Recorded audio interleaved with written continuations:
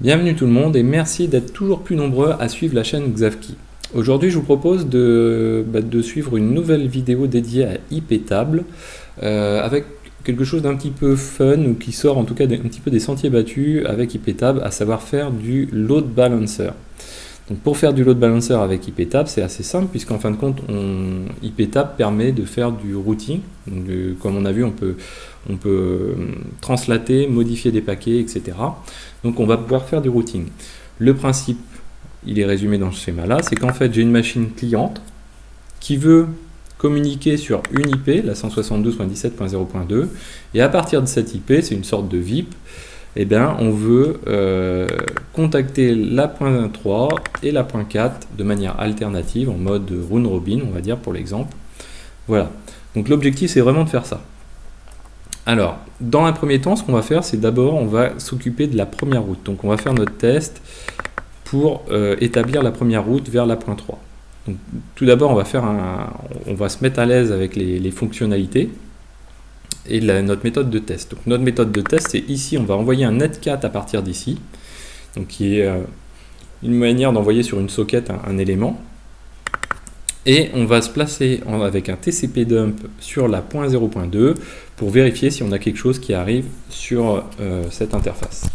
Donc là, ici, j'ai représenté les terminaux comme notre schéma, c'est-à-dire ici, la point 1 est ici, la point 2 est ici, la point 3 est ici, la point 4 est ici. Donc notre routeur est au milieu. Donc nous, ce qu'on va vouloir faire, c'est cette commande-ci, c'est un netcat vers la 172.17.0.2. OK. À côté, on va faire donc un TCP dump, et on va commencer par le faire sur la machine routeur pour voir si on arrive bien sur l'IP et qu'est-ce que ça donne. Donc -i, ETH0, donc ça c'est l'interface qui permet de communiquer sur cette plage d'IP, sur ce réseau. -n, -n, SRC, donc pour dire que voilà, la source a un port de 5000. OK. Donc là on écoute. Hop, si je lance mes netcat, vous voyez que ça fonctionne très bien, donc on a bien quelque chose qui passe bien. Donc qu'est-ce qui se passe? On arrive bien à faire cette première tranche. Maintenant, ce qu'on veut, nous, c'est aller vers la point 3. OK. Donc pour aller vers la point 3, qu'est-ce que l'on va faire? On va faire une première règle qui va être du pré-routing. C'est-à-dire du pré-routing, on se positionne juste avant notre firewall, donc notre iptable, en fait, on va le faire fonctionner au niveau du routeur. Et on aura un seul, et il sera à cet endroit-ci. Hop, ici. Donc le pré-routing, c'est on se situe ici. Si on était en post-routing, on se situerait juste ici. Le pré-routing, on est en amont du firewall et on va appliquer une règle. Cette règle, elle fait quoi? Elle dit, voilà, je travaille sur la table de NAT, je travaille sur un protocole TCP. D'ailleurs, ici, j'ai précisé le port, donc j'aurais pu le mettre un petit peu plus haut. Ici, en toute logique, j'aurais pu le mettre juste avant le protocole. Donc sur le port 5000, et sur la destination, à l'origine des paquets, c'est la 17.0.2. Et là, qu'est-ce qui se passe? Donc, pour tout ce qui arrive sur ce port-ci, et à destination de cette IP, je vais faire des NAT en fait. Donc, je vais modifier la destination de ces paquets-là pour les retransmettre ailleurs.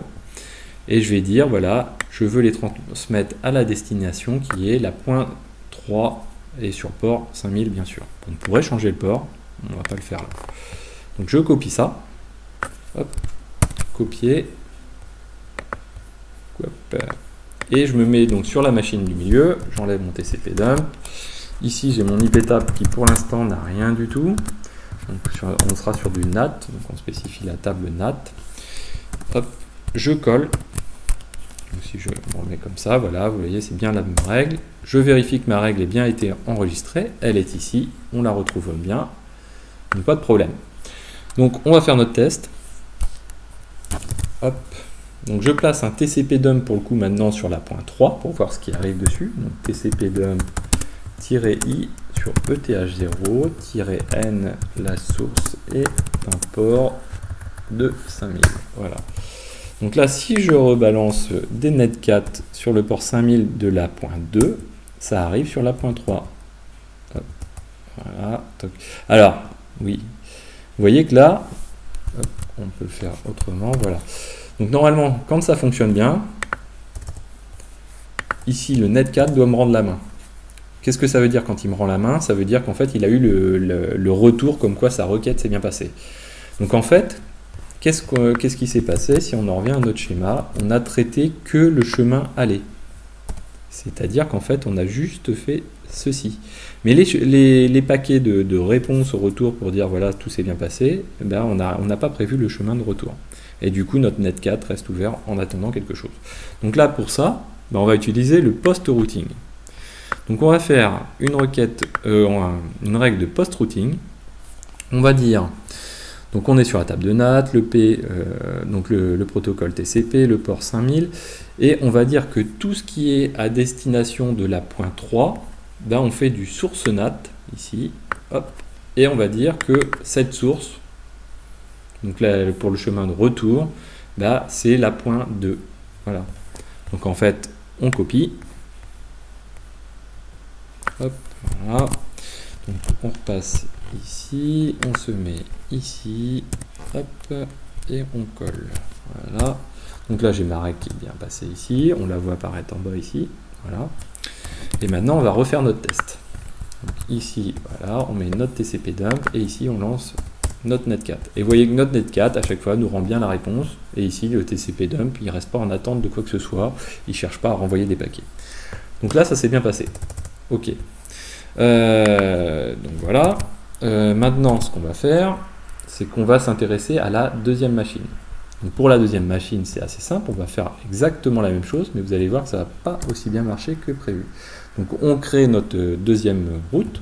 Donc à l'aller, donc en pré-routing, on dit de la point 2 à la point 4. Ok. Et on n'oublie pas le post-routing de la point 4 à la point 2. Hop, ok. Donc maintenant, on va faire nos tests. Hop, ok. Donc là, je mets un TCP dump aussi sur la point 4. N src port 5000. Hop. Et là, je reste en écoute. Donc là, j'envoie. Et qu'est-ce qui se passe? Ben, vous voyez qu'en fait, par défaut, IPTable, lui, comme on l'a déjà vu dans les vidéos précédentes, il prend les règles dans l'ordre de toute façon. Et donc lui, la première règle sur laquelle il tombe, c'est il dit j'envoie vers la point 3. Quand on regarde ici, hop, voilà, la table, voilà, la table elle dit hop, il tombe sur ça en premier, il dit ah j'envoie vers la point 3. Du coup, il n'envoie pas vers la point 4. Si on avait inversé les deux ici, il enverrait bien vers la point 4. Donc il faut qu'on trouve une méthode pour faire le fameux round robin, en fait, donc un paquet sur deux aille vers la point 3 et vers la point 4. Donc pour faire ça, IPTable est équipé de ce qu'il faut. Donc nous, ce qu'on va faire, c'est qu'on va dropper les règles de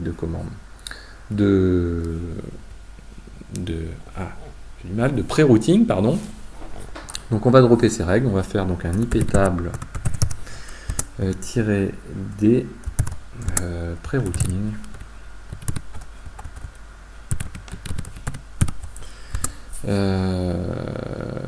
Hop, -d pré-routing, et puis on va dropper la 1.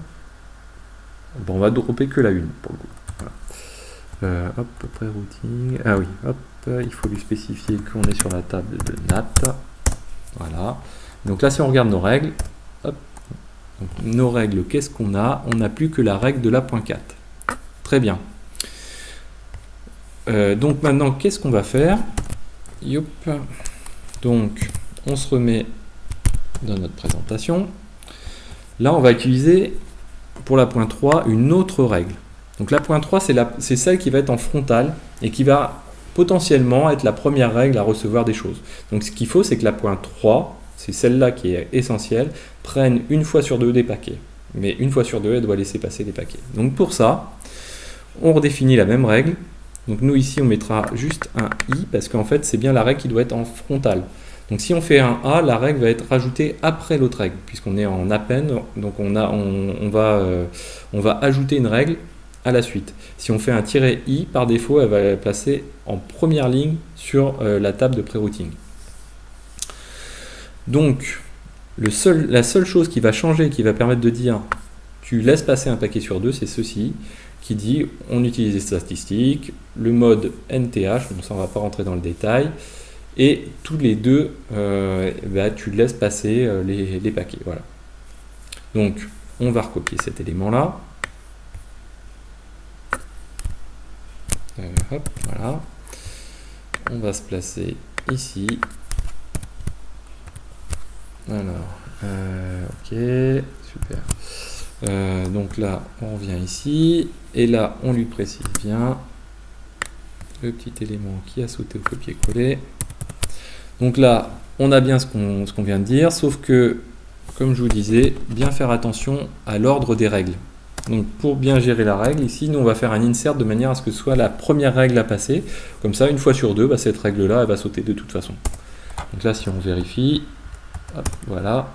Donc c'est bien cette règle-ci qui a été insérée, pour le coup, elle n'a pas été ajoutée. Si j'avais laissé -A, elle serait en dessous.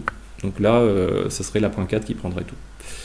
Donc normalement, maintenant, on devrait avoir quelque chose de correct. On va vérifier. Donc ici, on se met comme ceci, voilà, toc. Et là, maintenant, on va faire du net 4. Voilà. Et vous voyez, une fois sur deux, en haut, en bas, en haut, en bas. Voilà, donc là on vient de faire notre petit load balancer, une petite démo assez sympathique. Je trouve que là pour une fois c'est pas quelque chose qu'on voit souvent. Voilà, donc j'espère que cette vidéo vous a plu. N'hésitez pas à la partager, à mettre des pouces bleus, à la commenter. Dites-moi si vous trouvez ça intéressant. Moi je trouvais ça plutôt cool à partager. C'est une petite démo assez complète qui permet de faire du TCP dump. Donc je vous rappelle qu'il y a une playlist dédiée à TCP dump pour apprendre à l'utiliser, de faire aussi du netcat. On aurait pu utiliser aussi d'autres outils pour faire des tests. Mais en tout cas, je trouve ça assez sympathique. Donc je vous dis à très bientôt sur Xavki.